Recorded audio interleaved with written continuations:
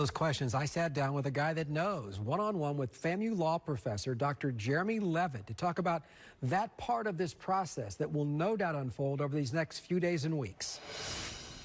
The president recently signing an act into law regarding monuments and protections that protect government buildings and government monuments.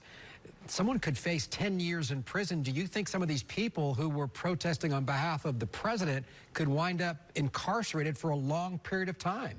I think that if the federal rules were followed and prosecutors wanted to push the envelope, they could certainly prosecute and find some of these individuals who engaged in violent and destructive behavior to have longer prison terms than, perhaps what you would see normally with protesters who get smaller misdemeanors. But I'll tell you what, here in the state of Florida, we've given protesters felonies for just trying to move away from police officers. People have been charged with very sternly in the state, and Governor DeSantis is trying to pass a law that if it were to be applied to the protesters in Washington, D.C., these people would all be felons, and they'd be serving large prison sentences. So I think we got to be careful. Maybe Governor DeSantis needs to take another look at his proposal, because if it were applied to his supporters in Washington, D.C., they'd be gone for a long time.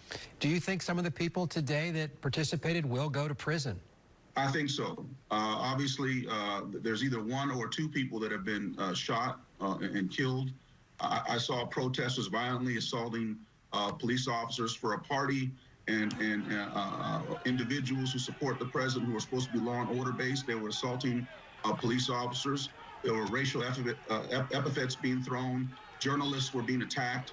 So, and then obviously there was damage to Congress itself. So absolutely there should be people who are arrested and prosecuted. And my hope that will be the case, because we can't have this in the Capitol. There's never been a march, not the Million Man March, not any march that I'm familiar with, where individuals stormed and defaced public property and engaged in this kind of riotous behavior, and there was no police reaction. It was almost as if the Capitol Police, the D.C. Police, and Homeland Security were on vacation.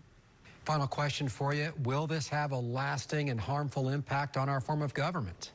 I think that this will have a lasting effect on the imaginations of people and how they conceive of government, how they conceive of the First Amendment. I've had calls across the board from Republicans, from Democrats, from young and old today, and everybody was shocked by this. I mean, this is one of those aha moments for people. So I think in the imagination of people, it will. But I think there's going to be attempted other like protests in the weeks and maybe even days ahead, and that we should get prepared, that our form of democracy has forever changed, and the way that we perceive it has changed as well. Again, some perspective there. Still to come, our D.C. correspondent, Blair Miller.